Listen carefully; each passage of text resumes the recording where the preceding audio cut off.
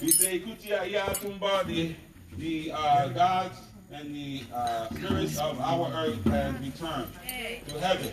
Say, Ayela Jarunile, earth is a marketplace, heaven is our home. So before you, we have coming back to home.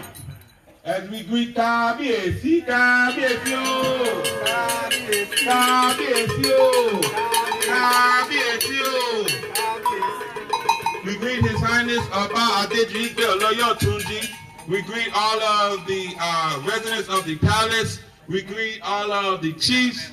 We greet all of the babas. And in the name of all of the residents of Oyo Túnjí, we welcome you to Igbega Odun Oba. Read you me. Odun Oba 2020. Eko Odun. Everybody say Eko Odun. Eko Odun. Eko Odun.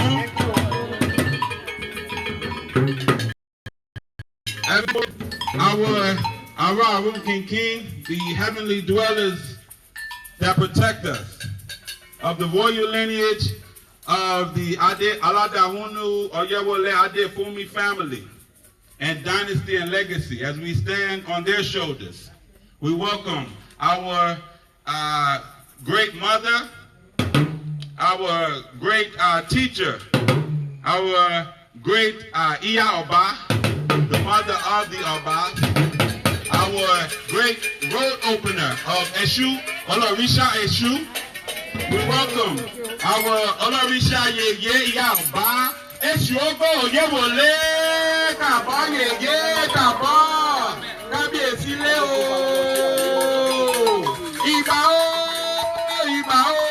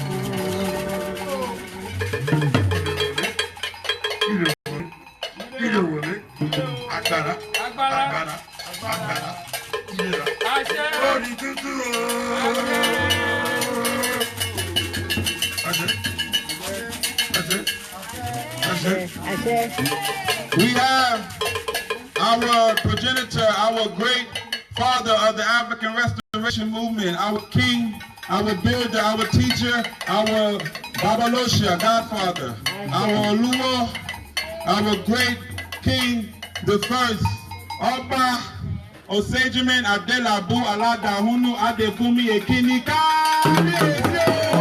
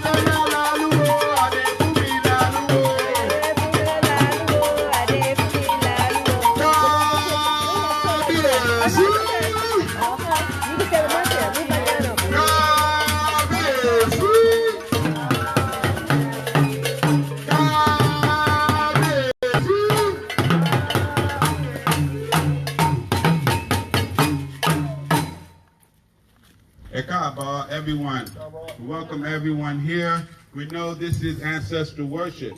So what we do in our line of Egungun worshiping, we come to the foot of the ancestors. We come to the foot of Kabiesi, who are sitting here together. And we bring our gifts to ask for blessings, to ask for continuation, to ask for forgiveness, and to ask for encouragement and everything else that you need, because it's the ancestors that give it to us. So we welcome everyone to the foot of the ancestors. We bring your adimu. Ashe? Ashe.